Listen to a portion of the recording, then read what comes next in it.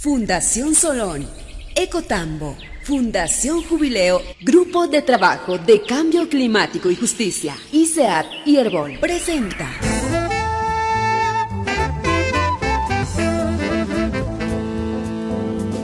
Verdades Ocultas, la revista de la naturaleza.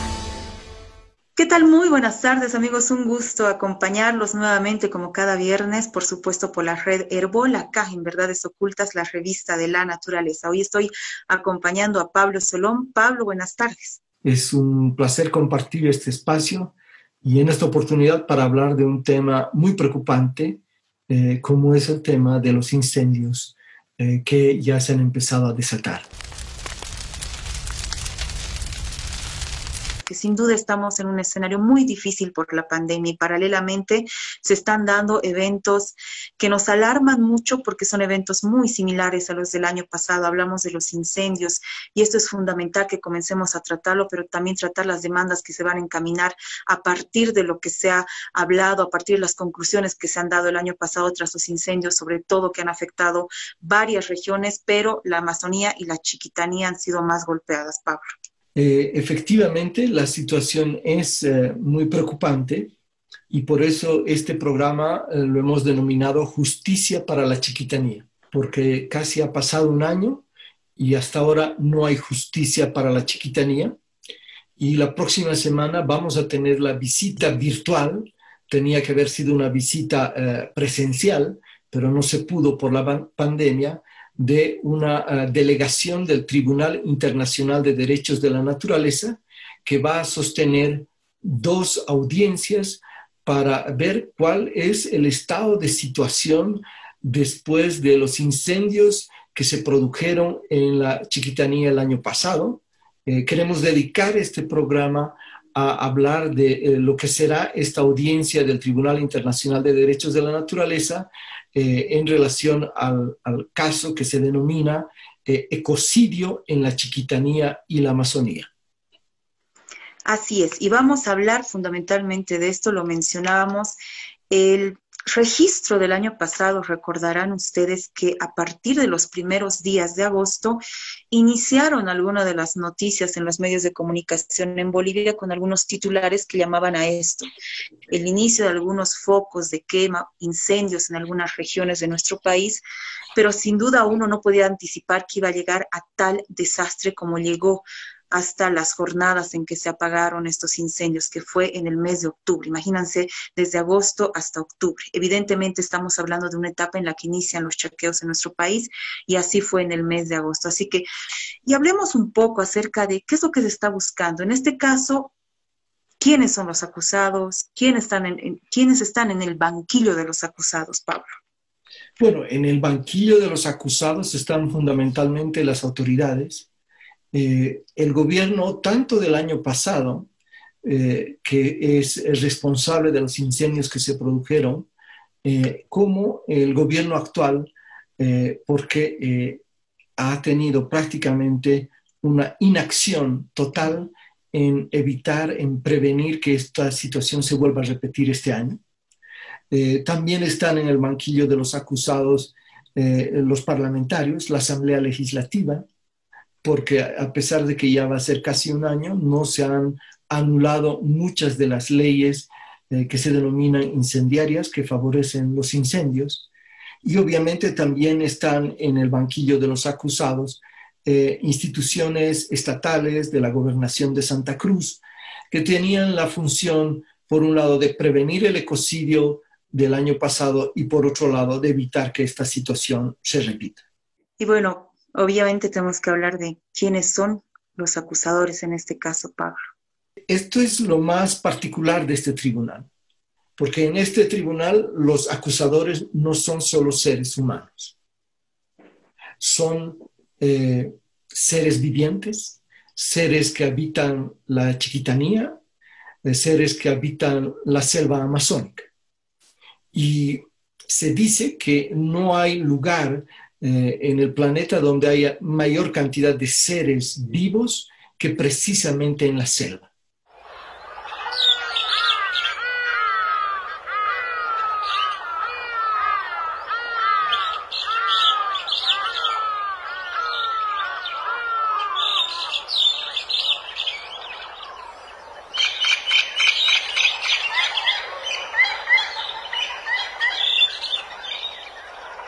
esta es la selva, el bosque seco chiquitano, en un amanecer, cuando estos seres vivientes despiertan. Y queremos identificarlos, algunos de ellos, que son precisamente las víctimas de estos incendios. Y empecemos por uno que seguramente lo vas a identificar fácilmente, Claudia. Y la gente lo va a identificar, Pablo, porque esos sonidos son tan característicos de esas noches en las que muchos seguramente hemos estado en estas regiones tan bellas de nuestro país. El sonido de los grillos es realmente espectacular. Y este otro. Bueno, ahí podríamos, no sé, quizás identificar algún búho, alguna lechuza. Efectivamente. Y este otro.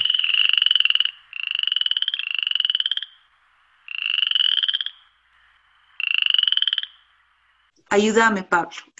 No sé, ¿una rana? Efectivamente. Eres una mujer del campo y has acertado a la primera. Sí, creo que son característicos igual en todas las regiones, pero tiene la peculiaridad estas regiones de las que hoy vamos a hablar, justamente que tienen especies que no se encuentran en otros lados, Pablo. Por eso es de que el desastre que ha habido el 2019 no es un desastre solamente en Bolivia, se lo ha denominado como un desastre de la región, y en muchos años no había ocurrido una cosa así. Estamos hablando de millones de hectáreas devastadas, así que es importante que mencionemos que dentro de esas hectáreas está esta biodiversidad, están las miles de plantas, de árboles y de especies de animales que han muerto y han sido quemadas en estos incendios. Lamentablemente no podemos traer aquí al programa el sonido de las plantas, es más difícil. No podemos traer el sonido de muchos árboles, pero sí podemos traer el sonido de los animales para que podamos sentir y visualizar quiénes son los demandantes, quiénes son los acusadores en este juicio que se está llevando a cabo la próxima semana por el caso de ecocidio en la Chiquitanía y la Amazonía.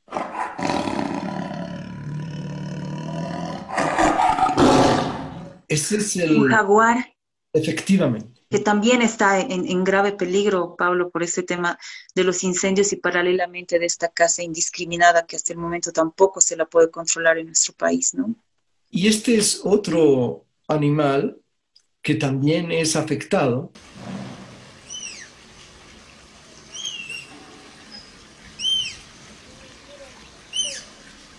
Ese es bastante difícil.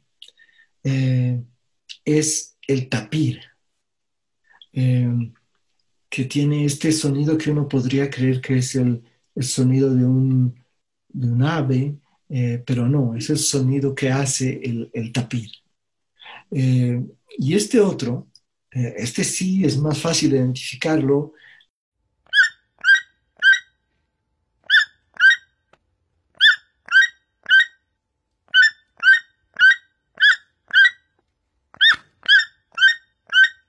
¿Te animas, Claudia? Ay, no, a ver, ayúdame. Ayúdanos. Es el tucán. Este otro animal que precisamente hace 2 días fue el Día Internacional de este animal.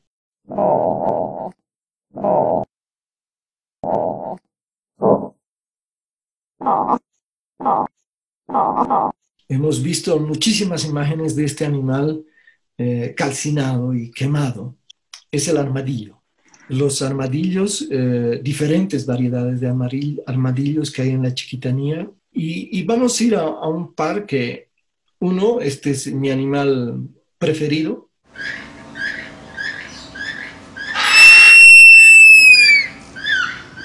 Ese es sobre todo el gemido de la hembra. Se le conoce como un perezoso.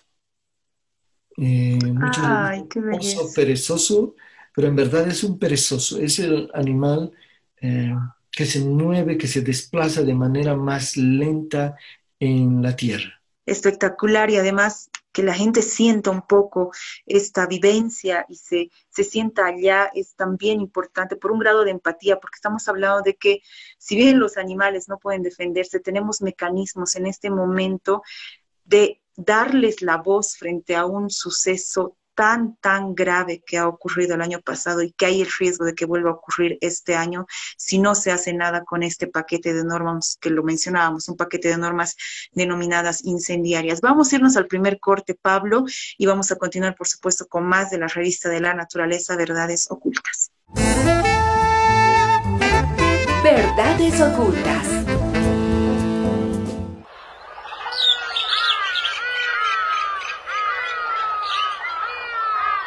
Y continuamos con su revista de la naturaleza, Verdades Ocultas. Justamente estos sonidos tan maravillosos que escuchábamos es una manera de darle el escenario al tema del que hoy estamos tratando, justicia para la chiquitanía. Estamos tratando un tema muy importante, las audiencias del Tribunal Internacional de Derechos de la Naturaleza. Es importante que nuevamente ratifiquemos esta demanda que se está encaminando, este ecocidio que ha ocurrido en la pasada gestión en nuestro país y que hasta el momento no ha llegado a verse, a saber, a establecer las causales de este tema, tampoco a los responsables, pero sin duda tenemos marcados los eventos. Hace un momento lo decíamos con Pablo, de que existen determinadas circunstancias en las cuales se han dado estos incendios. Así que en el banquillo de los acusados hay instancias a las que ya mencionábamos, pero también hay acusadores, y en este caso son esos escenarios, esos sonidos de la naturaleza, animales y plantas que han sido afectados en la región de la Chiquitanía fundamentalmente, pero también la Amazonía en la gestión 2019. Ya hemos hablado de esta parte de los acusados y los acusadores, pero hablemos de quiénes conforman el Tribunal Internacional de los Derechos de la Naturaleza, quiénes van a ser en este caso los jueces. Si se me permites, Pablo, los menciono nada más, por favor. Nancy Yáñez, ella es abogada y directora del Centro de Derechos Humanos y Centro de Estudios de Interculturalidad y Derecho de la Universidad de Chile. Felicio Bon Pontes es el ex procurador de la República de Brasil. Él siempre ha tratado temas relacionados en defensa de los derechos de las comunidades indígenas. Está también Patricia Coalinga, ella es defensora de los derechos de los nativos y de la madre tierra, y ha presentado un caso histórico ante el Sistema Interamericano de Derechos Humanos del pueblo quichua, que es importante también hablar desde Ecuador. Está también Natalia Green. Ella ha promovido el reconocimiento de los derechos de la naturaleza en la Constitución también del Ecuador, y es parte de la Secretaría del Tribunal. Tenemos aquí con nosotros a Nancy Yáñez y Natalia Green, y queremos empezar con una pregunta. ¿Qué son los derechos de la naturaleza y cuál es su importancia? Los derechos de la naturaleza son claves especialmente en un momento como ahora, que estamos viendo que la naturaleza nos habla de tantas maneras para reclamar, ¿no es cierto?, un desbalance que ha existido en el planeta y en las relaciones del ser humano con la naturaleza. Los derechos de la naturaleza no son más que considerar a la naturaleza como un sujeto de derechos, como una persona jurídica, un sujeto que se respeta, que se protege, y no un objeto que se explota, que se destruye. Normalmente en el derecho normal las personas tienen el derecho al ambiente sano, pero el ambiente sano es simplemente una manera para que el ser humano utilice los recursos de la naturaleza, pero la naturaleza como tal no tiene derechos. Sin embargo, en países como Ecuador, en países como Bolivia y en tantos otros países que han dado este excelente paso de reconocer los derechos de ecosistemas como son ríos o parques nacionales, ha sido muy importante porque empiezan a dar voz a la naturaleza en un espacio y en un momento donde la naturaleza tiene que ser considerada en un sistema jurídico que siempre la ha rechazado. No son ni más ni menos importantes que los derechos de la naturaleza, sino que deberían ser completamente complementarios. Mis derechos como ser humano no pueden existir y no pueden desarrollarse sin que la naturaleza tenga derechos. Y mis derechos terminan cuando comienzan los derechos de la naturaleza.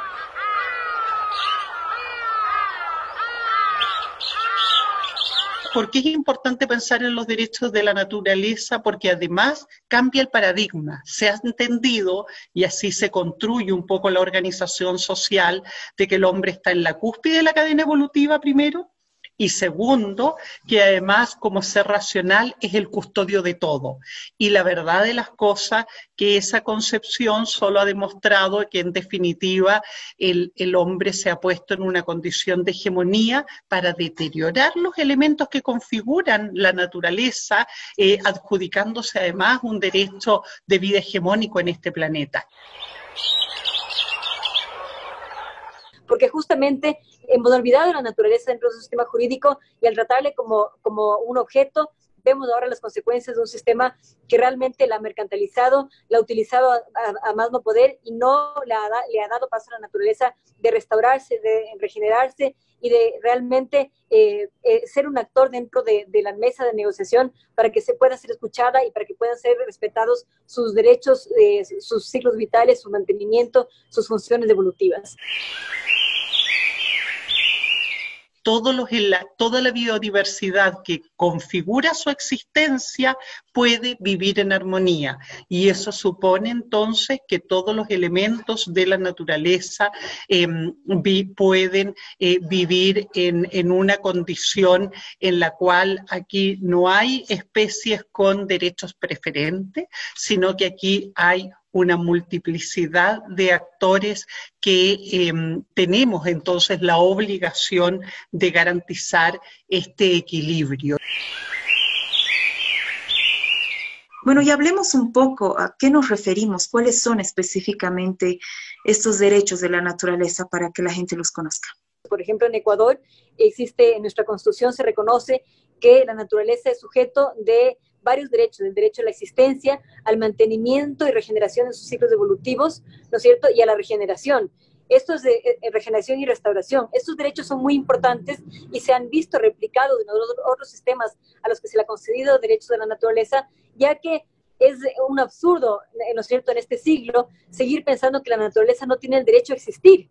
Y es así, en efecto, en países donde no se reconocen derechos de la naturaleza, esta simplemente es un objeto de utilización, un recurso. Pero es importante considerar que la naturaleza tiene el derecho a existir, tiene el derecho a que se garantice su vida, a que se garanticen sus ciclos y, por lo tanto, si es que estos se ven afectados, se garantiza el derecho a la restauración y a la regeneración integral. Muchas gracias, Nancy y Natalia. Aquí en Bolivia y en muchas partes nos preguntamos ¿qué es el Tribunal Internacional de Derechos de la Naturaleza? ¿Cómo surge? ¿Y qué es lo que persigue este tribunal? Bueno, el Tribunal de Derechos de la Naturaleza es un espacio muy importante porque ha sido un espacio que por ya varios años ha dado una voz no solamente a los guardianes de la naturaleza, pero a la naturaleza mismo. Es un espacio subsidiario a los estados, ¿no es cierto? Un espacio que surge de la sociedad civil, ya que los estados no están cumpliendo su rol de garantizar los derechos de la naturaleza. Entonces, así como se hizo un tribunal de la sociedad civil después de la Segunda Guerra Mundial, ¿no es cierto?, para juzgar los crímenes de guerra, se hace ahora un tribunal de derechos de la naturaleza para juzgar los crímenes contra la naturaleza, porque la naturaleza, sus derechos están siendo violados y ese tribunal lo que hace es crear una plataforma, primero para normalizar el concepto, segundo para dar voz a la naturaleza y a sus guardianes y tercero para crear jurisprudencia positiva alrededor de los derechos de la naturaleza y demostrar que estos crímenes ocurren en todas partes del mundo y que es muy importante que sean juzgados. ¿Juzgados por quién? Juzgados por personas que tienen un nivel de autoridad ética y moral, que han sido cuidadosamente seleccionados por la Secretaría del Tribunal para que cumplan un rol de respeto, porque ellos tienen un respeto a la ciudadanía porque tienen una autoridad ética y moral. Entonces, seleccionamos a jueces con una trayectoria impecable para que se vean que sus sentencias y sus voces sean respetadas ante sentencias que tienen que darse en favor de la naturaleza. Estos tribunales ya se han venido dando a nivel internacional y a nivel regional. Se dio un tribunal en Quito, otro en Lima, otro en París, otro en Bonn. Se han dado algunos regionales, se dio uno en Chile, se va a dar uno ahora en Europa y se han dado varias audiencias también puntuales en varias partes del mundo, en Australia, en Estados Unidos, en Brasil, en Ecuador. Si nosotros estamos de acuerdo que la naturaleza tiene derechos, nosotros como pueblo tenemos que asegurarnos que nuestras sociedades actúen en consonancia con esa obligación y que cuando eso no ocurre, en definitiva, el sistema normativo que ha sido adoptado en el marco de nuestra deliberación democrática se aplique. Por eso es que yo creo que los tribunales éticos tienen un rol fundamental, porque uno perfectamente puede decir, mire, es parte en una sociedad realmente democrática, en donde en definitiva pueden convivir los espacios de deliberación también de la sociedad civil para determinar cómo se adjudican y cómo se respetan en definitiva los derechos, y servir en definitiva de referente ético, en particular cuando las instituciones han sido capturadas por grupos hegemónicos. Entonces actúa como un tribunal que hace contrapeso a las instituciones. Bueno, y lo decíamos, estamos en contacto y en esta entrevista importante con lo que son parte de estos jueces del Tribunal Internacional de los Derechos de la Naturaleza. ¿Por qué es tan importante que hablemos de esto? Evidentemente, estamos en un escenario complicado, pero estamos también en un escenario en el que tenemos que encaminar esta demanda, este ecocidio suscitado aquí en nuestro país. Así que muchísimas gracias a Nancy y a Natalia que nos están acompañando. Y hay una pregunta que también se queda en el aire. ¿Por qué? ¿Cuál es la importancia de estas sentencias, dado que no son vinculantes y obligatorias, que quizás para algunos gobiernos esto hace que descarguen su responsabilidad? Entonces, ¿cuál es la importancia? En efecto, las sentencias no son vinculantes. Sin embargo, lo que buscamos también con los tribunales es que sean muy difundidos por la prensa, para que se vea y se escuchen las voces de aquellas personas que están presentando entre los tribunales en varias partes, no solamente del país donde se presenta, sino del mundo entero.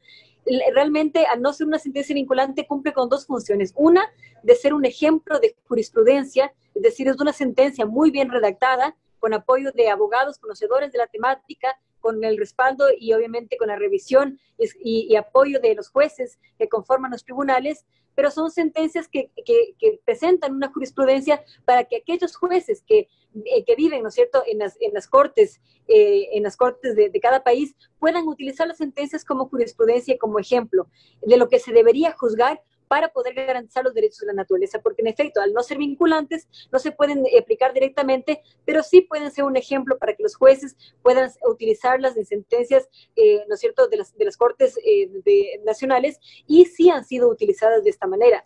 Sin embargo, lo que sí hacen las sentencias es que con la presión mediática, demostrar qué es lo que está sucediendo con la sociedad civil, qué opina la sociedad civil y cómo la sociedad civil juzga estos casos. Son casos que se ven a través de la óptica de los derechos de la naturaleza, y que obviamente al crear un ambiente, al crear una difusión que sea positiva o negativa sobre tal o cual tema, se crea una presión social que muchas veces ha llevado a las autoridades a cambiar legislación para poder adaptarse a esto que está siendo una crítica, una demanda, ¿no es cierto?, de la sociedad civil. Entonces, si bien es cierto, no son vinculantes, terminan siéndolo a través de la presión de la sociedad civil, de los medios de comunicación, que demuestran que este debe ser el camino y que las autoridades realmente deberían no solo reconocer los derechos de la naturaleza, sino también aplicar este tipo de sentencias en donde la naturaleza es parte de la negociación, parte de los actores afectados.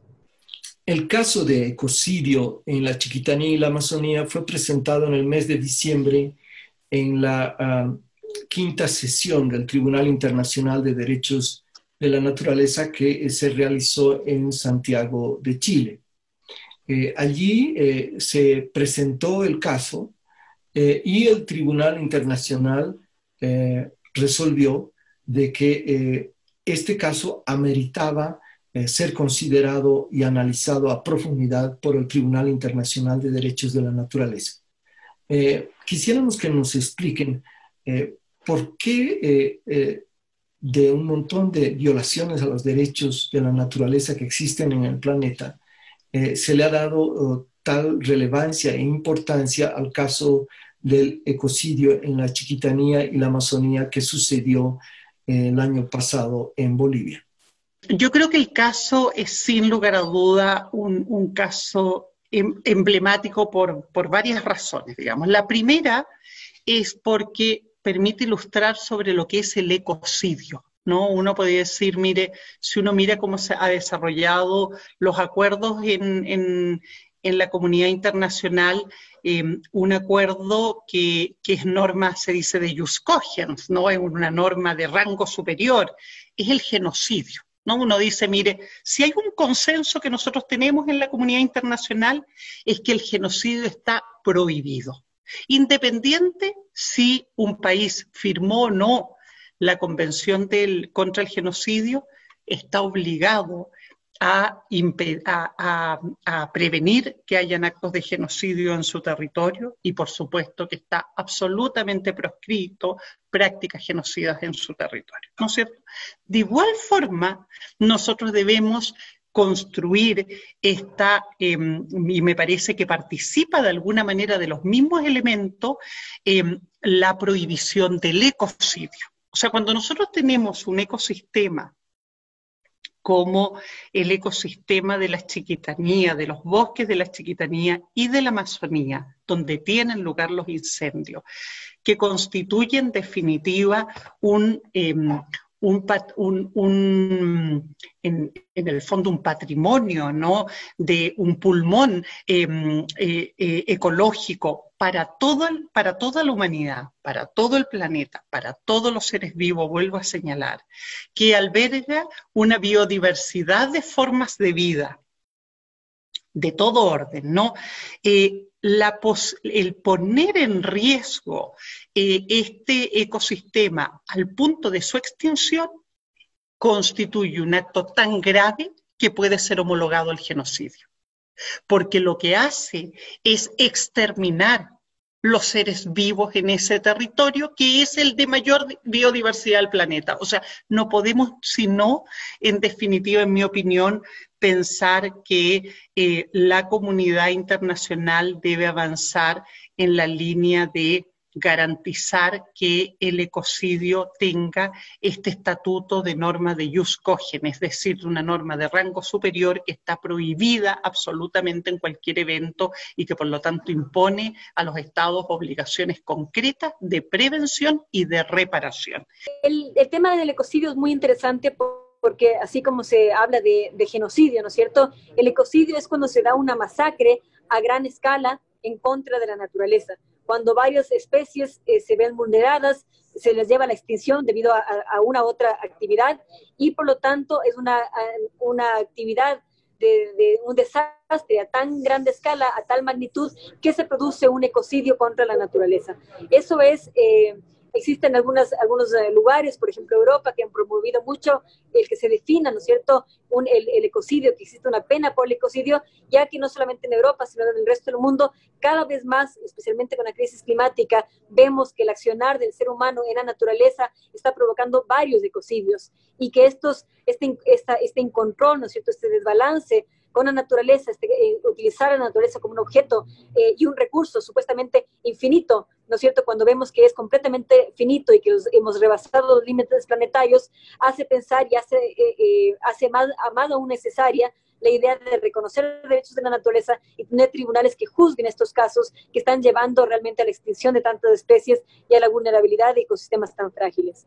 Las leyes que se adoptan precisamente para reconvertir ese territorio a actividades productivas y en definitiva consolidar el ecocidio por medio de leyes que finalmente no solamente establecen la impunidad respecto de los hechos que generaron finalmente los incendios, sino que además permite entonces que ese territorio no se restaure ambientalmente, sino que sea reconvertido en definitiva para cumplir funciones de producción, haciéndose de esa manera cómplice con el ecocidio del territorio. Y entonces ahí, en definitiva, este es un caso particularmente emblemático, ¿no? Porque no solamente el Estado no se hace cargo de la gravedad de la situación, sino que no solo no adopta medidas de reparación, sino que además agrava la situación por medio de las medidas legislativas que adopta. Bueno, y estamos en un escenario diferente, este escenario de la emergencia sanitaria por la pandemia, para que conozcamos un poco más, porque evidentemente se han tenido que postergar algunas visitas, algunas actividades fundamentales ligadas sobre todo al tribunal. Y en este caso, para que la gente conozca, es cómo se van a encaminar el tema de las audiencias, cómo se van a desarrollar y cómo van a ser, por favor.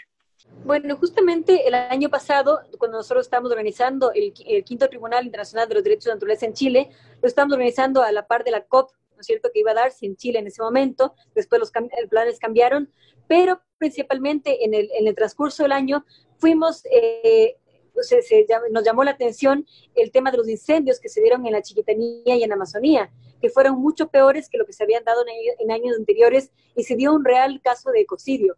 Por lo tanto, este caso fue presentado en el Tribunal de Chile y los jueces, un panel de jueces muy respetados que escuchó el caso en Chile, determinó aceptar el caso de la Amazonía y de la Chiquitanía como casos de violaciones de derechos de la naturaleza, aceptando en efecto que se había producido un ecocidio por el tema de las quemas, que eran mucho peores que lo que se había dado en los otros casos, en los otros años, y para identificar cuáles eran las diferentes razones, ¿no es cierto?, que habían conducido a este aumento de las quemas en estas regiones tan biodiversas, y que por lo tanto tenían que ser no solamente controladas, sino especialmente en el caso de la Chiquitanía, varias leyes y decretos arrogados, ¿no es cierto?, porque son aquellos que impulsan el tema de las quemas. Entonces este caso fue por este tribunal, con un panel muy importante de jueces, admitido, y se aceptó que hay una violación de derechos de la naturaleza, que existe un ecocidio y que medidas deben tomarse. Por lo tanto, incluso parte de la sentencia del veredicto de Chile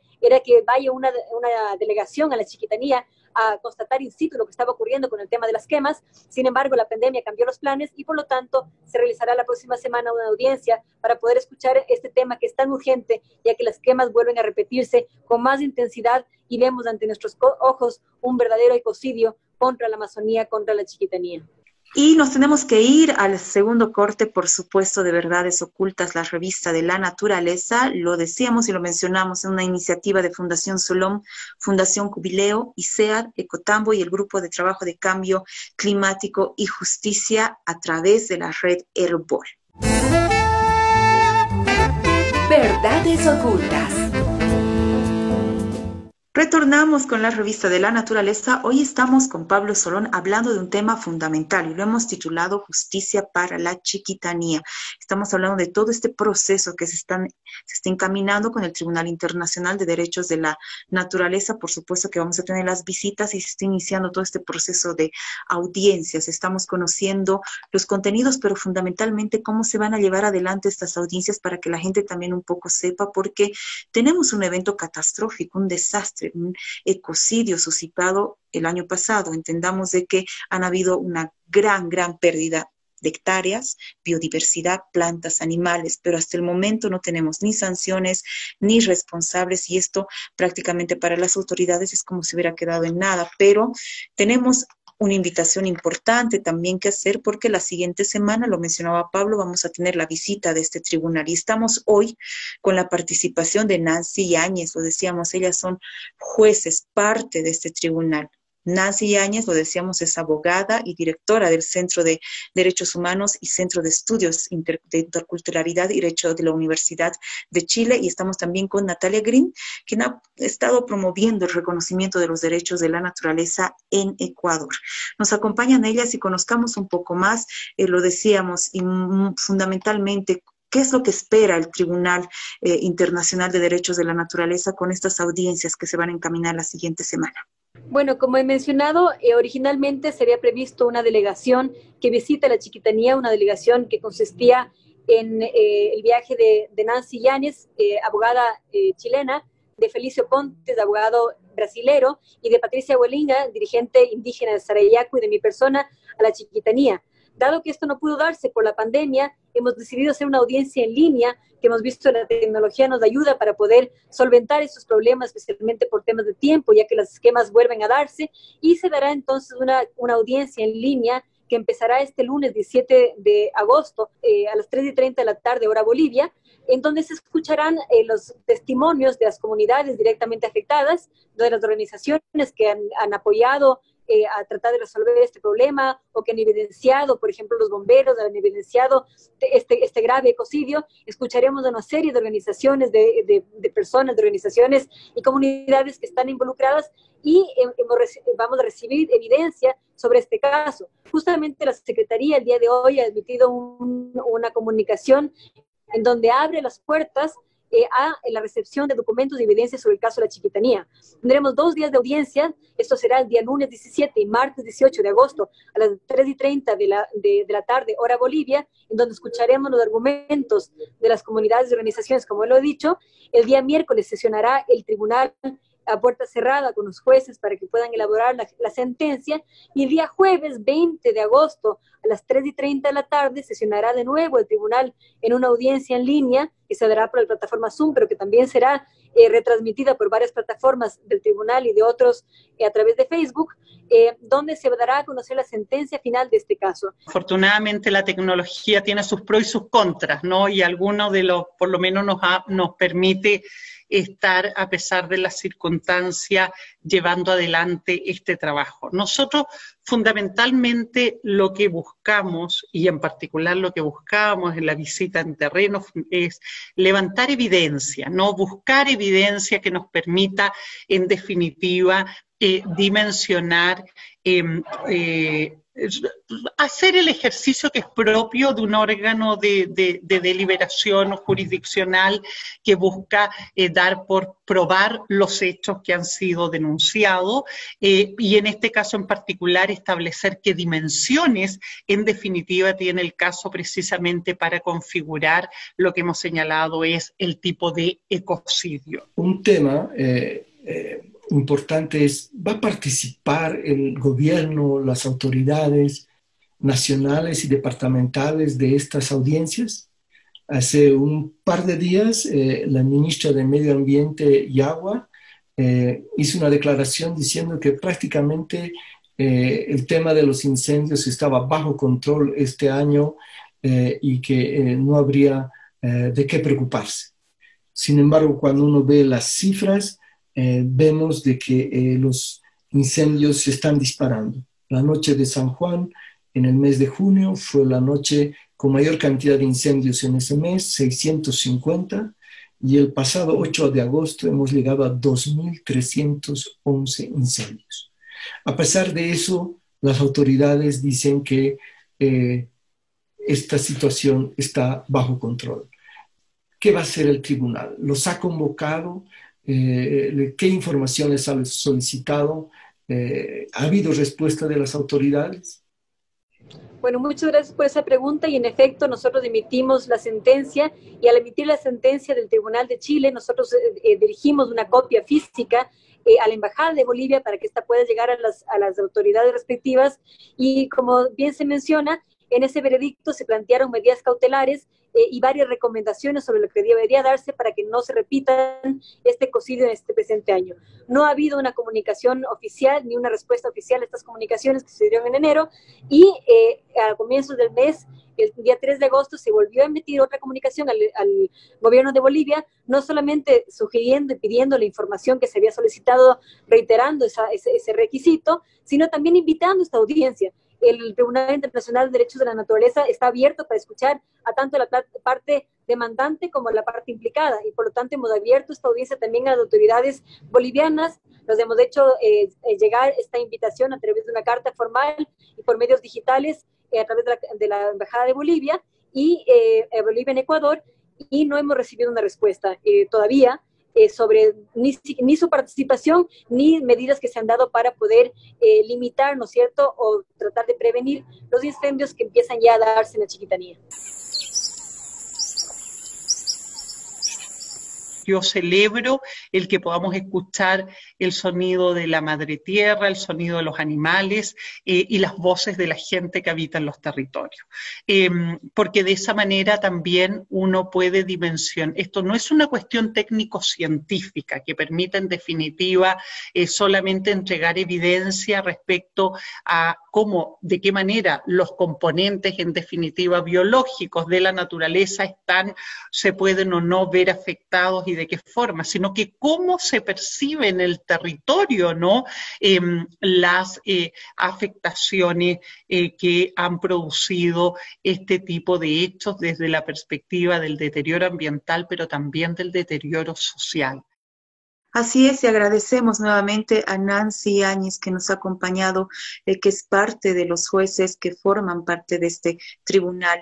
Internacional de los Derechos de la Naturaleza. Nos ha acompañado también Natalia Green, fundamentalmente para que conozcamos un poco más acerca de todos estos procesos que se van a encaminar con estas audiencias y también lo que engloba. Lo decíamos, hemos hablado un poco acerca de qué partes son los acusados en este caso, quiénes son los acusadores. Hablábamos de biodiversidad, animales y plantas, pero también es fundamentalmente mencionar que pueblos indígenas han estado afectados por estos incendios y hoy también están teniendo graves consecuencias, sobre todo en su producción y en sus formas de vida, que han quedado totalmente afectados y alterados con estos incendios del año pasado.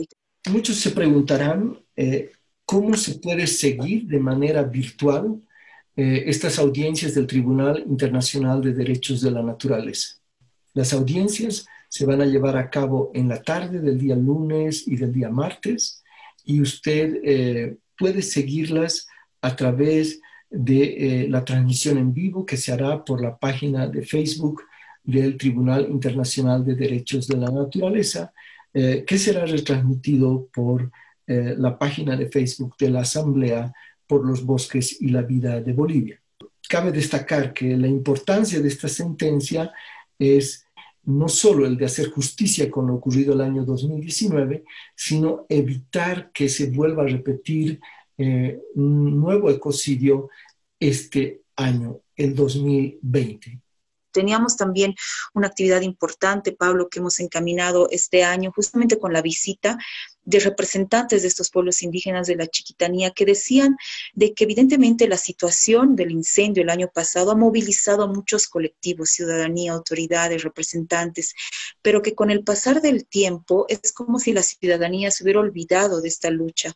Permanentemente tenemos que mantenernos al tanto de estos temas porque todavía tenemos consecuencias, pero está marcada y latente esta situación y esta alerta de que se sigan dando estos incendios, así que es fundamentalmente decir también que se está representando a estos pueblos indígenas afectados por estos incendios, Pablo. El año pasado hubo un símbolo que a todos nos golpeó mucho, que algunos se acordarán del nombre de Valentina. Valentina es el nombre de una osa hormiguera que logró sobrevivir al incendio, pero que sin embargo fue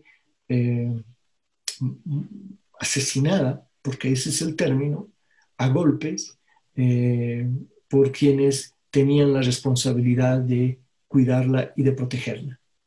Y terminamos aquí el programa con el sonido de Valentina, el sonido que hacen los osos hormigueros.